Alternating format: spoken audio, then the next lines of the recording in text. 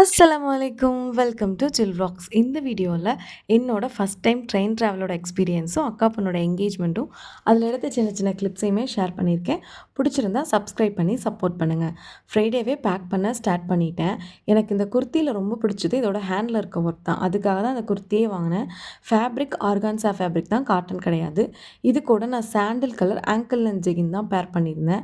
இந்த ட்ரெஸ்ஸுக்கு மினிமலான ஜுவல்லரி போட்டாலே போதும், சூப்பராக இருக்கும். ஒரு காலேஜ் கோயிங் கேர்ள் மாதிரி தெரியும். நெக்ஸ்ட் இந்த ஆலியா கட் குர்த்தி தான். இதோட ஃபேப்ரிக் துப்பட்டா வந்து காட்டனில் இருக்கும். டாப்பும் பேண்ட்டும் ரயானில் வரும். கலர் தாங்க இதுக்கு சூப்பராக இருக்கும். டஸ்கி ஸ்கின் டோன் இருக்கவங்க போட்டால் அவங்களோட ஸ்கின் டோனே இன்னும் கொஞ்சம் எடுத்து காட்டும். அந்த மாதிரி ஒரு கலர் ட்ராவலிங்க்கெலாம் போட்டோன்னா அவ்வளோ கம்ஃபர்டபுளாக இருக்கும். அதனால தான் அதை ட்ராவல் பண்ணுறதுக்கு எடுத்து வச்சுட்டேன்.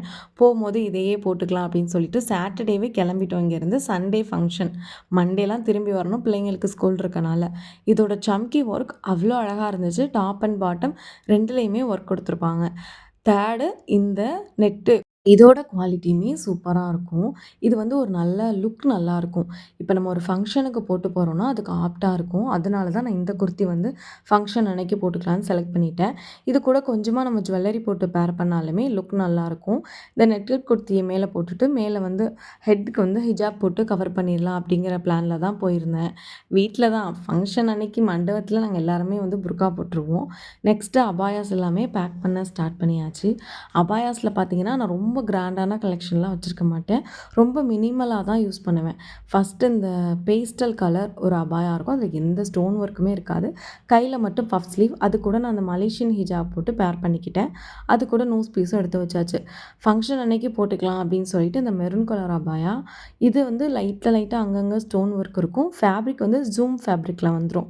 நல்லாயிருக்கும், போட்டிருக்கிறதுக்கு நல்லாயிருக்கும். ஃபீல் வந்து நல்லா குளு குளுன்னு இருக்கும். அந்த மாதிரி அபாயா இது.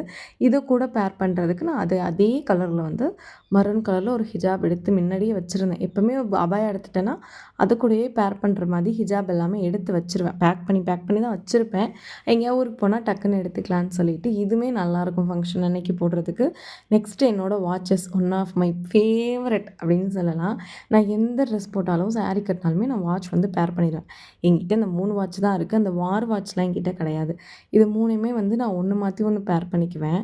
இந்த ஃபஸ்ட்டு ஒன் வந்து ஏதாவது வந்து கொஞ்சம் மினிமலாக போடுறேன் அப்படின்னா அதை பேர் பண்ணிக்குவேன். இந்த செகண்ட் ஒன் இருக்கிறது சாரீ இல்லை வந்து கொஞ்சம் கிராண்டான ட்ரெஸ் போட்டு அதை பேர் பண்ணிக்குவேன்.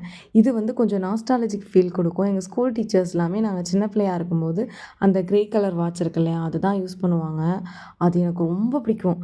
அது நான் சின்ன பிள்ளையிலேருந்து மூவியாக இருக்கட்டும், டீச்சர்ஸாக இருக்கட்டும், அவங்கெல்லாம் போட்டு பார்த்தனால அந்த வாட்ச் வாங்கணும்னு நினச்சிட்டு இருந்தேன். வாங்கிட்டேன். நான் வந்து அன்றைக்கி இந்த இயரிங் தான் போட்டுட்டு போகலாம் அப்படின்னு நினச்சேன். பட் வந்து பெருசாக இருந்தனால இதை போட்டுட்டு போகலை. அங்கே போய் ஃபங்க்ஷன் அன்னைக்கு போட்டுக்கலாம் அப்படின்னு சொல்லிட்டு எல்லாத்தையுமே எடுத்து வைக்க ஆரம்பிச்சிட்டேன். நான் எடுத்து வச்சது இது மட்டும்தான். ஒரு முகப்பு செயினு, அந்த வாட்சஸ் 2 வாட்சஸ் தான் எடுத்து வச்சேன். ஒன்றை வந்து வீட்டில் வச்சுட்டேன். எதுக்கு போகிறதே 2, 3 நாள் தான், எல்லாத்தையும் அள்ளிட்டு போக முடியாதுன்னு சொல்லிட்டு இந்த மினிமலான ஆக்சஸரீஸுமே எடுத்து வச்சுக்கிட்டேன்.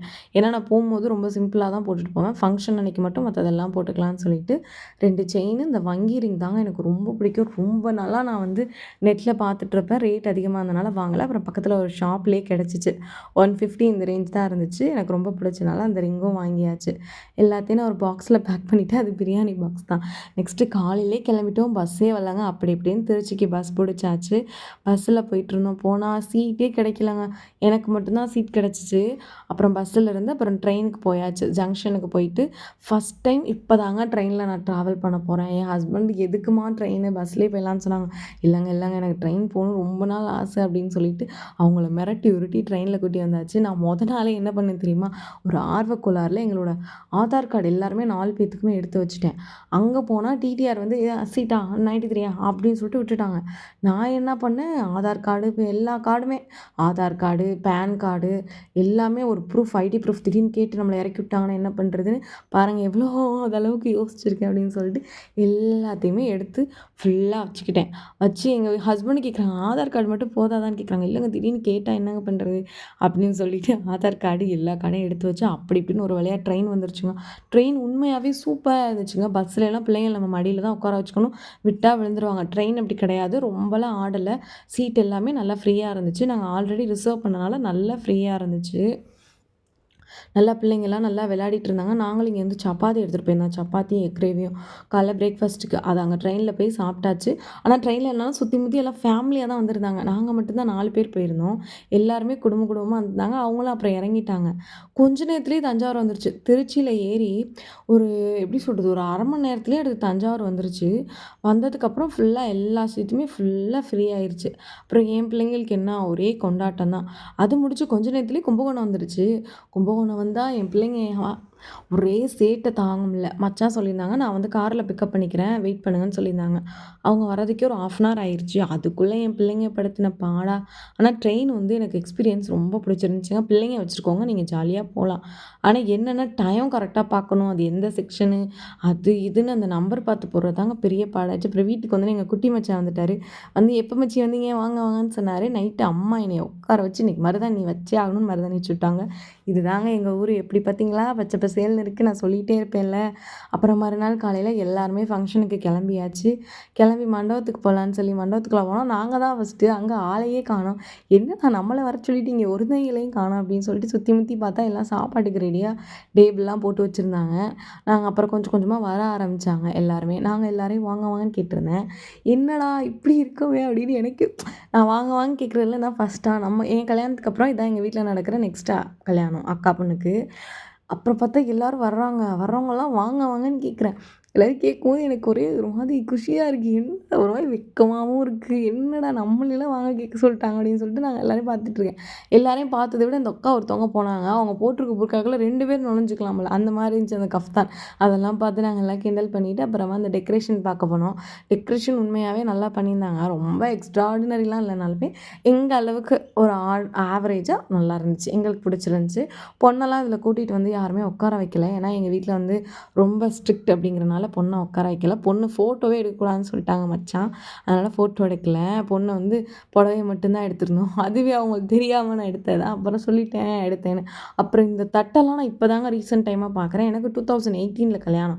அப்பயெல்லாம் இப்படி யாருமே தட்டுக்கு கூட டெக்கரேஷன் பண்ணல. இப்ப பார்த்தா தட்டு கூட பொண்ணு மாதிரி டெக்கரேட் பண்ணி வருது. அப்புறம் பிள்ளைங்க எல்லாம் ஜாலியா விளையாடிட்டு இருந்தாங்க. மறுநாள் அப்புறம் என்ன ஊருக்கு கிளம்ப வேண்டியதான் பழையபடி.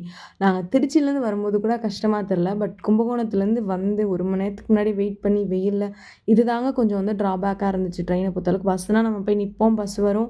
ஒரு ஊர் இல்லாட்டி இன்னொரு ஊர்ல இறங்கி நம்ம மாறிக்கலாம். பட் ட்ரெயின்ல அப்படி கிடையாது. ஒன்ஸ் புக் பண்ணிட்டோம் அப்படின்னா, அந்த இதில தான் போற மாரி இருக்கு. அதுக்கு வெயிட் பண்றது பிள்ளைங்கள வச்சுக்கிட்டு ரொம்ப கஷ்டமா இருக்கு. ஃபர்ஸ்ட்டு ஒரு ட்ரெயின் போச்சு. நானும் ஃபர்ஸ்ட்டு ஒரு ட்ரெயின் போச்சு, 2வது ஒரு ட்ரெயின் போகுது, போய்க்கிட்டே இருக்கு. ஆனா எங்களுக்குள்ள ட்ரெயின் மட்டும் வரவே இல்ல. பையன் அங்கேயே பசிக்குதுன்னு சொல்ல ஆரம்பிச்சுட்டான். நாங்க தான் சரி ட்ரெயின்ல வரும்போது நெறைய சேல் ஆச்சு. ஸோ போம்போது எல்லாம் விப்பாங்க அப்படின்னு சொல்லிட்டு நம்பிக்கையோட வெயிட் பண்ணிட்டு இருந்தா, எதுவுமே வரல. இந்த ட்ரெயினையும் காணோம். சரி ட்ரெயின்ல ஏறி உட்காந்தா, அதுலயும் எதுவுமே விக்கல. பிள்ள பசிக்குது பசிக்குதுன்னா அப்புறம் இருந்த ஆப்பிள், லட்டு இதெல்லாம் குடுத்து முடிச்சுட்டோம். எங்கே தான் சுத்தி எங்கே தான் போனாலும் கல்யாணத்துக்கு அப்புறம் நமக்குன்னு ஒரு வீடு வந்ததுக்கப்புறம், அந்த வீட்டுக்கு போனோனே தான் நிம்மதியா இருக்கு. இந்த விலாக் உங்களுக்கு பிடிச்சிருந்தா சப்ஸ்கிரைப் அண்ட் சப்போர்ட் பண்ணுங்க.